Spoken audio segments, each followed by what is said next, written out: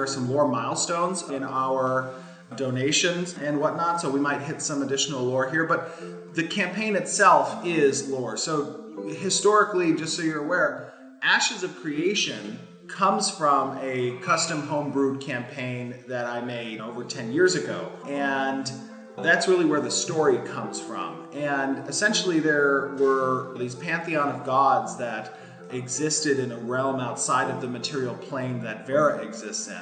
And they were really beings of what's called the essence. The essence is essentially this almost metaphysical energy or life force that can be manipulated to create magic, or what we would view as magic.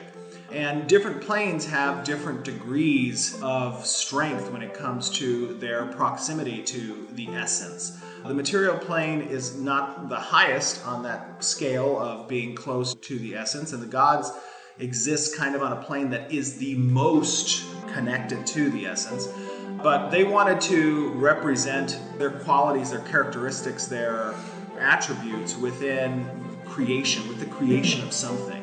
So they started with a race that are now known as the Ancients, and they imbued them with all of their qualities, essentially. Now that turned out to be a mistake, because with those types of qualities all in one species, there was a pride that happened, a desire to become more, and that led a little bit of conflict between the Ancients, and actually there was a partition created between some of the gods within the pantheon that embraced the idea of introducing the Ancients as part of their, essentially their plane of existence, and teaching them the ways of the essence in all of its facets, not just what can be used for good, but also what could be used for evil as well.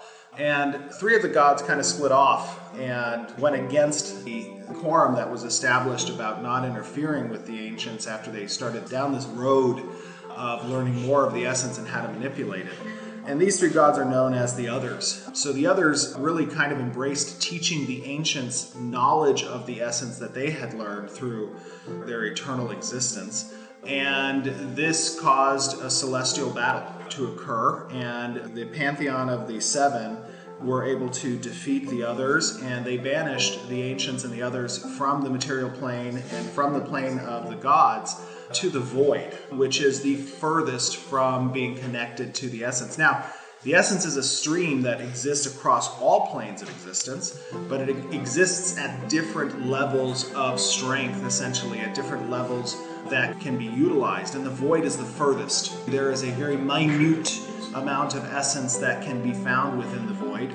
However, the planes of existence that are in Ashes of Creation, they are connected across bridges created by the essence. So these kind of ley lines, in a sense, that exist within the different planes provide conduits of access. And Verra, which was a planet that was made after the celestial battle, Verra was created to house the four divine races, and they're called divine races because the remaining seven gods imbued their characteristics within each of these different races. They didn't put all of them into one and make the same mistake. They had focuses really that these races took, essentially. So these were the dwarves, the Duns and Kel, the Vec, the Pyrian, and the Aelin. So now, when this creation of Verra occurred, the goddess of fate and the goddess of creation were very close.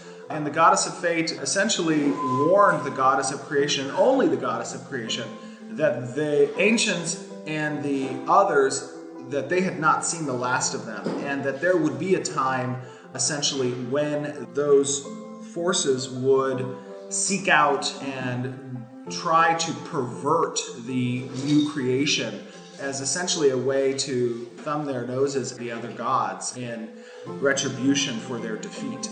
So the goddess of creation created a separate planet, Sanctus, that she knew she could bridge with these divine gateways at a time when it was necessary for the descendants of Verra to escape their destruction. So that's really where the apocalypse came to be, is essentially the Ancients and the Others. They found their way to Verra at some point, and they came through what we call the Harbingers, which are essentially these celestial bodies, these almost comet-like structures that were traveling through space to kind of find the location of the new creation. And within those Harbingers is a very strong source of magic that essentially acts as a bridge between the void and the material plane where Verra exists. So, where we are today and where we will be playing is before the Harbingers arrive. The last ruling house of the Toren Empire, which oversaw its downfall, was the House of Atrax. King Atrax was actually its longest and last ruler. He was a very powerful and advanced wizard for his time.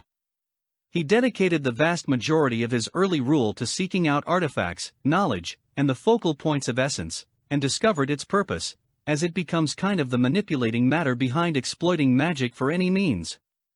He became obsessed with the pursuit of that knowledge as a very accomplished wizard, and one of the ways he pursued that ever-longing learning was to try and achieve immortality.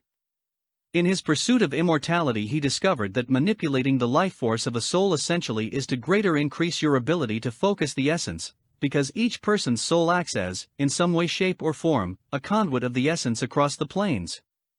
So that's essentially how the gods are capable of reaching into the material plane. One of the ways is through the souls of their divine beings, which are the 4 great races and their descendants. In his pursuit of immortality, he came across some more dark applications of the essence, and in doing so, discovered these artifacts along the ley lines that are in Verra. He also came into contact with forces that existed outside of the material plane in the void itself. Now these were unbeknownst to him, as were the ancients and the others, and manipulating that kind of contact. King Atrax began to manipulate the essence in a way that was trying to capitalize on everlasting life, on immortality. So in doing so, he came into contact with the ancients, and the ancients took advantage of this. This was their first contact with any of the divine races, and this is what led the ancients to begin their pursuit of Verra. This started the process of the Harbingers eventually finding Verra and coming to the planet to pervert what the gods, the 7 gods, had created through their second creation.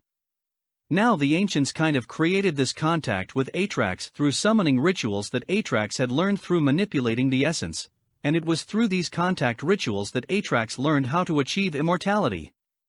But the ancients were deceptive and actually not informing Atrax how this would deform his conduit, his soul essentially that exists with the essence. So he underwent a process of essentially lichdom, where he was the first lich and the first undead on Verra, and it was from him and his pursuit of immortality that undeath became a reality on Verra. It was his subjects that suffered as a result of his desire to become immortal. So he began different rituals on his subjects, which allowed the undeath to propagate across the world in his population over time. Before he became a lich, he experimented on his citizens, and that's what really was the origin of the undead.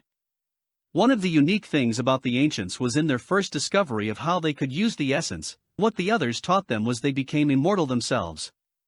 But they became immortal in a more pure form, essentially kind of akin to the godhood that exists among the pantheon, and that kind of prohibited them from encompassing this undeath component.